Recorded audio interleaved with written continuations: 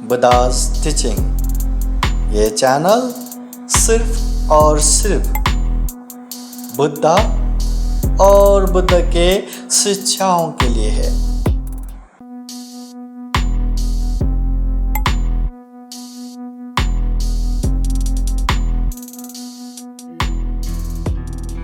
महावग्ग में यह वर्षावास कैसे प्रारंभ हुआ इसका जिक्र हुआ है। तो इसका जिक्र इस तरह हुआ है कि वर्षावास कैसे प्रारंभ हुआ। जब महाकारुणिक तथागत बुद्ध गया के बोधि वृक्ष के नीचे सबसे पहले बोधि ज्ञान प्राप्त करके बुद्ध बने, सर्वज्ञ बने।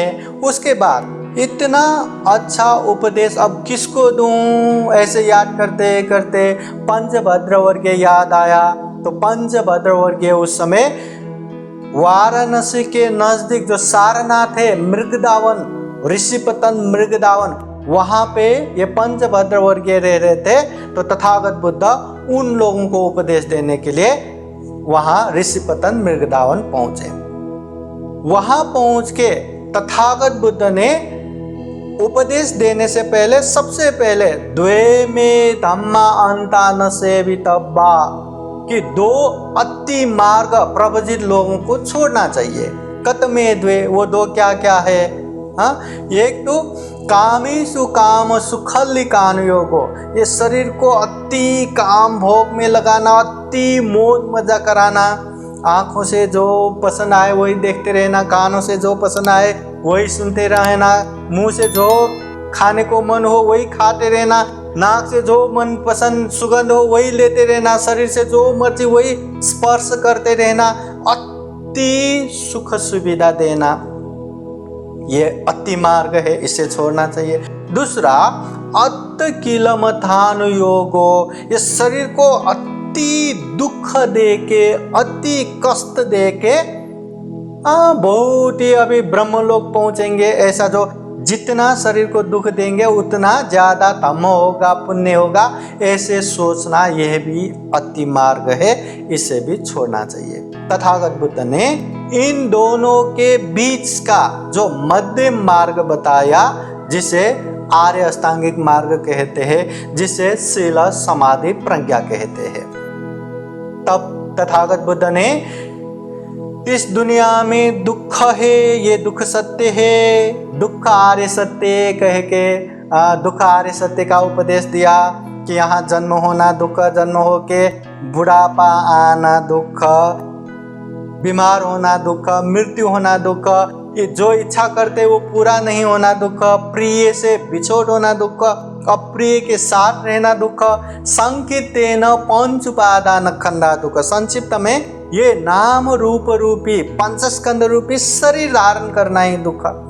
फिर तथागत बुद्ध ने केवल दुख नहीं बताया, दुख का कारण भी बताया। अगर दुख है तो दुख का कारण भी है। दुख समुदय सत्य, और दुख का कारण है तृष्णा, चाहे भव तृष्णा हो, चाहे विभव तृष्णा हो, चाहे काम तृष्णा हो। ये जो तृष्णा, ये जो अटैचमेंट, ये जो हर चीज अच्छी चीज देख के अरे कितना अच्छा है, वो मुझे चाहिए, वो मेरा होना चाहिए, ऐसे तृष्णा की वजह से सारे दुख उत्पन्न होता है। तो बुद्ध ने दुख बताया, दुख का कारण बताया, तो दुख मुक्त अवस्था भी बताया। और दुख मुक्त अवस्था बोले तो निर्वाण है, निर्वाण, जहाँ कोई भी तृष्णा नहीं है, जहाँ कोई भी दुख नहीं है, वो निर्वाण ही दुख मुक्त अवस्था है। तो फिर तथागत बुद्ध ने अगर निर्वाण है तो निर्वाण पहुंचने का रास्ता भी है, मार्ग भी है, और वो रास्ता यही मध्यम मार्ग, यही आर्य अष्टांगिक मार्ग, यही शील समाधि प्रज्ञा। इस तरह तथागत बुद्ध ने जो पहला उपदेश दिया, इसे धम्मचक्र प्रवर्तन भी कहते हैं। ये उपदेश सुन के सबसे पहले पंचभद्रवर्गियों में कौंडन्य, फिर अगली बार वोप्प, फिर अगली बार महानाम, फिर अगली बार भद्य, फिर अगली बार अष्टजी, ऐसे बारीकी से पांचों लोगों ने ये धम्म को जान लिया, धम्मचक्षु प्राप्त किया, सब प्रवचित बने। फिर बाद में तथागत बुद्ध के अनंत लक्षण सूत्र, अनित्य दुख अनात्म ये उपदेश सुन के सारे के सारे दुख मुक्त औरत हो गए। तो पंचभद्र वर्गीय भिक्षु होने के बाद उसके बाद यश पुत्र आया, वो भी भिक्षु बने, वो भी औरत बने।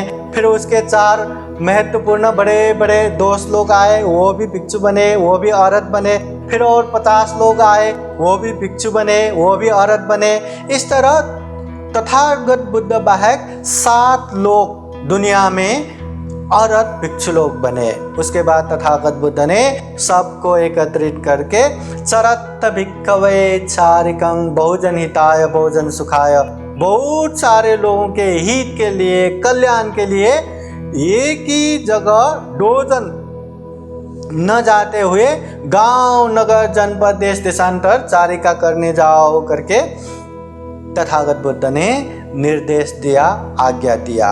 वही आज्ञा पाके सारे भिक्षु लोग दिशा विदिशाओं में जहां जहां भी मिले वहां वहां धम्म प्रचार प्रसार के लिए निकल पड़े। स्वयं तथागत बुद्ध भी वहां से भद्रवर्गीय उन लोगों को भी भिक्षु बना के, औरत बना के, फिर तथागत बुद्ध वहां से अभी मगध के तरफ, राजगिरी के तरफ निकल पड़े। रास्ते में नदी काश्यप, उर्वेल काश्यप, गया काश्यप, ये 3 जटिल काश्यप और उनके 500 शिष्य एक का, 300 शिष्य एक का, 200 शिष्य एक का, वो 1000 शिष्य, सभी को बोध करा के भिक्षु बना के दुख मुक्त कराया।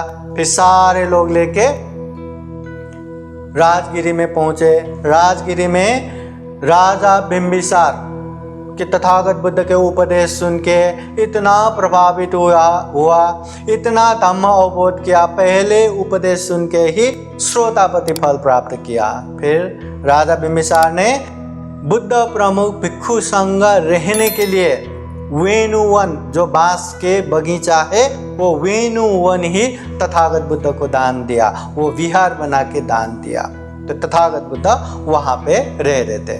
अभी बात ऐसा हुआ कि अभी भिक्षु लोग तो एक ही जगह नहीं रहते थे, वो लोग तो गांव में, नगरों में, जनपदों में, देश देशांतर जहां भी मिले वहां वहां चारिका करते रहते थे, घूमते रहते थे। लोगों को धम्म देशना, सुनाना, धम्म की बातें सुनाना, धम्म की प्रचार करना, यही चलते रहते थे। एक ही जगह कहीं रुकते ही नहीं। कहीं विहार मिला वो भी छोड़ के चला, कहीं अनेक सुख सुविधा मिला वो भी छोड़ के चला, या कहीं पे बहुत सारे लोग जो हर तरह से सेवा करने वाले मिले तो वो भी छोड़ के चला। धम्म प्रचार प्रसार के लिए निरंतर गांव, नगर, जनपद चारिका करते रहते थे। अभी उन समय में, अभी ये बरसात समय आते थे, बरसात समय में खूब सारा बारिश होते थे। अभी ऐसे बारिश के समय में एक तो यहाँ वहाँ चलना भी बहुत ही मुश्किल था, बहुत ही तकलीफें। पहनते लोग बहुत ही भीग जाते थे, और भीग गया तो एक ही चीवर, चारिका करते समय दूसरा चीवर तो है ही नहीं, यही चीवर, यही कपड़े ऐसे भीग जाते थे। भीगते भीगते रहने से कितने भिक्षु तो अनेक तरह से बीमार भी पड़ते थे। और दूसरा, बारिश होने से अभी यहाँ वहाँ जाने के लिए पूरा रास्ता चिखट, ऐसे में तकलीफ के साथ चलना, और कहीं कहीं तो रास्ता भी नहीं मिलता था, ऐसे जगह पे चलना, लोगों के खेतों पे चलना। अभी उस समय बहुत सारे लोग कृषि में आबद्ध थे, वो लोग खेतों में काम करते थे। अभी खेतों में जो काम करके रखते थे, भिक्षु लोग कभी कभी रास्ता न मिलने से ऐसे खेतों से भी चलना पड़ता था। अभी देखिए, एक तो बारिश का तकलीफ, दूसरा धम्म प्रचार प्रसार के लिए भांते लोग गांव नगर में पहुंच रहे, और वो गांव में जाते समय वहाँ उपदेश सुनने वाले उपासक उपासिका कहाँ मिलते थे? सब लोग तो बारिश के समय में खेतों में काम को निकलते थे। एक तो धम्म देशना सुनने वाले नहीं, और दूसरा भांते लोगों को भिक्षा देने के लिए या भोजन देने के लिए भी वहाँ लोग नहीं मिलते थे। और तीसरा, उल्टा रास्ता न मिलने से यहाँ वहाँ वो जो खेतों से चलने से, वहाँ जो खेत में अनेक बीज लगाया हुआ वो भी खराब हो जाता था। तो अनेक ऐसे तकलीफ, कितने तो बारिश में भीग भीग के बीमार होना, यहाँ वहाँ जाने को तकलीफ होना, और लोग सुनने वाले भी नहीं है, सब खेतों में काम करने के लिए जाते थे। एक तो भोजन दान देने वाला भी नहीं मिलता था। तो ऐसे अनेक अनेक तकलीफ हो गया। इसकी वजह से ये जो लोग हैं वो लोग भी कहने लगे, अरे ये कैसे शाक्य पुत्र भिक्षु लोग हैं, जहाँ अच्छे से धम्म का व्याख्यान भी नहीं हुआ है, जहाँ अच्छे से धम्म की उपदेश भी नहीं हुआ है, ऐसे धम्म में रहने वाले लोग भी ये बरसात समय में एक ही जगह रहते हैं। अनेक तरह के चिड़िया लोग हैं, वो भी बरसात समय में अपने ही घोंसले में रहते हैं, ऐसे बाहर नहीं घूमते। और जहाँ अच्छे से धम्म का व्याख्यान हुआ है, ऐसे धम्म में रहने वाले ये शाक्य पुत्र भिक्षु लोग बरसात में भी ऐसे ही घूम रहे हैं। हाँ, ऐसे बरसात में भीग रहे। कितने छोटे छोटे कीड़े हो या वनस्पतियाँ हो, वो नाश करते करते ऐसे घूम रहे। ये अच्छा नहीं हुआ करके बहुत सारे लोग कहने लगे। यही बात अभी तथागत बुद्ध के कानों तक भी आ गए। तो तथागत बुद्ध ने ऐसे सोचा कि भिक्षु लोग, एक तो बरसात समय में चारिका करने के लिए तकलीफ है, दूसरा भोजन को तकलीफ है, तीसरा धम्म प्रचार प्रसार के लिए जो निकले तो धम्म सुनने वाले भी नहीं आते, और लोगों का अपवाद भी सुनने को मिलता है। और भिक्षु लोग ऐसे घूमते घूमते घूमते घूमते, सिर्फ घूमते रहने से विनय को अच्छे से समझना, संग के साथ रहना, संग के प्रति श्रद्धा गौरव समर्पण होना, ये भी नहीं है।